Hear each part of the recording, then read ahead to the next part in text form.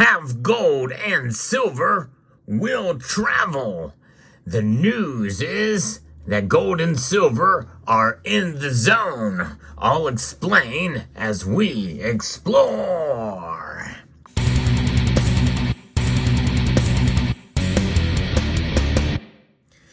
Gold and silver are hanging in there today in terms of their price.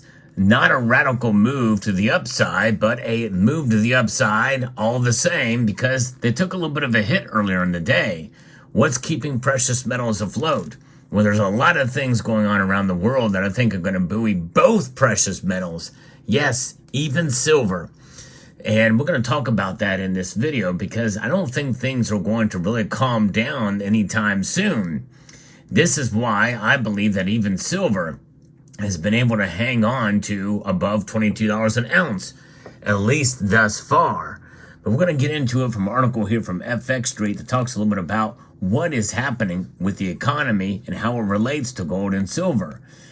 Now, the price for gold has discovered some strong buying interest on Wednesday as the New York session, despite the Federal Reserve's policymakers that are not interested in lowering interest rates anytime in the first half of 2024, much as I had predicted. In fact, I think they're going to wait until July and after July maybe in order to raise interest rates or lower them. They're going to keep them where they're at right now. Now, so there's not really much talk about them raising any interest rates anymore, but I think they're going to just hold firm for a while longer, especially with some of the economic numbers that we've been seeing. We'll talk a little bit about that here in a moment. Higher interest rates, as we know, are negative for non-yielding gold and silver, by the way, as well, as they increase the opportunity cost of holding the precious metal. Well, what does that mean? Well, gold does not yield anything. It just exists for what it is. That's part of the appeal of this metal, by the way, is the fact that it doesn't yield anything. And if you hold the physical, there is a risk. Yes, indeed, there's a risk when you pay for the physical because of the storage cost, and that's not just monetarily, by the way, but it's also the fact that you're paying premiums that you will only recover if the spot price goes up, for the most part. Silver, that's even worse because storage costs are a lot more in terms of not only monetarily, but just finding the space for a metal that does not have the value, especially in terms of the price discovery, because, well, the gold to silver ratio, as I record this video, is down or up. It's up 90. It's over 90 right now. It's crazy to think about, but that is something that, coupled with premiums, makes silver less attractive. However, notwithstanding, it also means that silver is a bargain right now, too. And if you can find lower premium silver, it may be best to try to find that to purchase, as there is more of a chance that we could see the price of silver go up in due course. We'll follow that. We'll see what happens as the year progresses. But they don't have any yields. They don't pay dividends. And you have to understand that that's one of the reasons why I don't think we should consider gold or silver as an investment class. Now, for fresh cues about the timing for rate cuts, investors will focus on the U.S. Core Personal Consumption Expenditures Price Index. That's the PCE, dated for January, which will be published tomorrow on Thursday. Market expectations for rate cuts will be trimmed if the underlying inflation data turns out stickier than expectations. Such an outcome could trigger a downside move in the gold price. So we could see it fall somewhat. But with all things considered, it's hanging in there, and it's hanging there pretty good today. Now, another number that is not being talked about a whole lot here is the GDP has been revised downward to 3.2%. I think it was 3.4%. I think those were January's number. And so that is something that you have to keep in mind, that it's not growing as much as they had thought in the past. You know, the chefs at the Cook the Books Club, certainly whenever they do this and revise downward, it doesn't make as much news as it does when it comes out the first time. Now, on the geopolitical front, tensions between Israel and Hamas intensified as both nations have downplayed expectations of a ceasefire. Meanwhile, Palestinian-backed Hamas said that it fired a number of rockets towards northern Israel. So we're seeing more and more escalation there, and we still don't know how it's going to play out with the Islamic Jihad and Hezbollah to the north, and also the Houthis and along the Red Sea. There's still quite a lot of tension there with hundreds of attacks by the Houthis that have been launched. And downbeat U.S. durable goods orders data for January released on Tuesday failed to catalyze gains for the gold price. Fresh orders for durable goods were down by 6.1%, while investors projected a decline of 4.5%.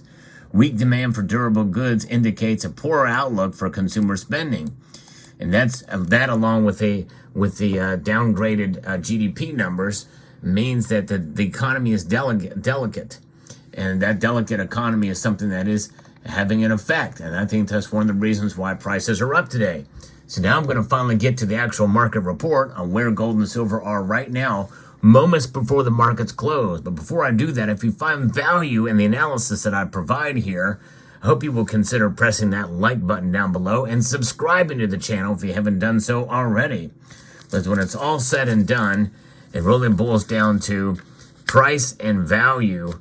And we'll get into that in a moment, because price and value are very important things, and the difference between them is going to help you make wise decisions in the future in terms of your precious metal holdings, because it's more than just what something is priced. And it's also about diversification and about fiscal responsibility. Price is a very important metric here as we look at the numbers for gold and silver. Moments before the markets close, gold is up $4.30.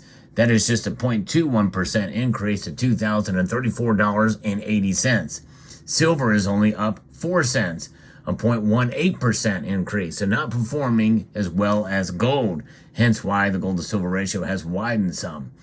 And it is sitting at $22.53 now, which is 3 cents higher than what I had projected gold or silver would be at its low for 2024. But hey, some people think it could fall below that to the $21 range. And I would not be surprised if we still see that before the year is out.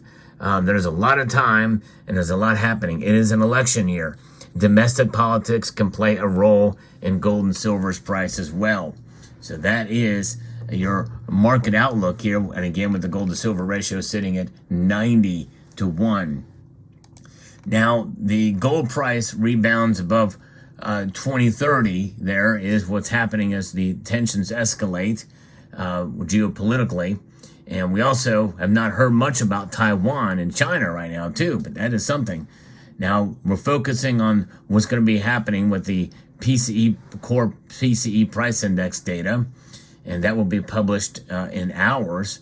The underlying inflation data will provide cues about when the Federal Reserve could consider a dovish shift in its monetary policy stance. That pivot is a long time coming and likely will not be happening for a long time. Expectations are for the core PCE price index to have grown by 0.4% on a month-to-month basis in January against a 0.2% increase in December. Annually, the underlying inflation data is focused to have accelerated to 2.8% from 2.9% for those numbers in December. Now, sticky prices pressures would allow Fed policymakers to argue in favor of keeping interest rates restrictive in the first half of 2024. Most of these policymakers want to see more evidence to confirm that inflation will return sustainably to the 2% target before cutting rates. And it has been sticky for sure. And most of us feel that the interest rates, according to the Fed Watch Tool, will be unchanged in the March and May policy meetings. But for the June meeting, traders see a 50-50 chance for a rate cut by only 25 basis points. That's a quarter of a percentage point. But I don't think that's going to happen until July. Now, we'll see how this plays out. The dollar index, let's see what that's doing right now. The dollar index is one of the biggest drivers of day-to-day move in the price of gold and silver, although there have been exceptions to that. We've covered that on this channel. It is actually up today. And this is another one of those examples that even though the dollar is strengthening some, gold and silver are still up. And so that is really the bottom line here, that we're seeing resilience in gold and silver prices. That resilience is something to celebrate, even though there's not been a big market move today. It's in the zone.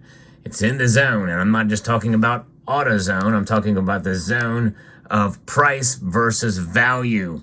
And I think that the markets are seeing the value of precious metals, and it's reflecting in part in the price, which is why I'm making this video, to make that point. Folks, price is interesting, and it is an indicator, especially if you need to sell or you want to buy. You have to pay attention to price. But part of the reason why we hold precious metals is because of the value that they contain, and that extends beyond and in some cases even independent of price.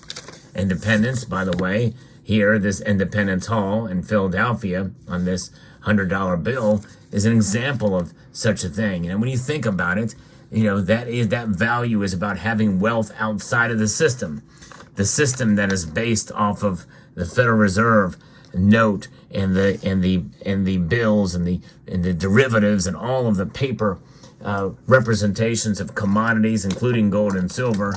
Well, we got ourselves gold and silver hard assets that have proven themselves for thousands of years as sound money. Because what is this? This is unsound money.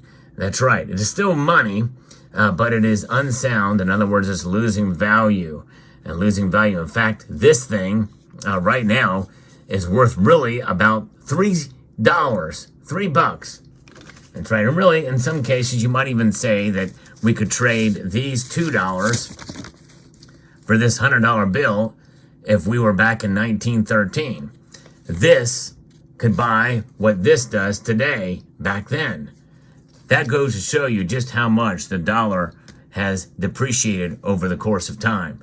That's inflation. And it happens at a targeted rate of 2% year over year is what they want.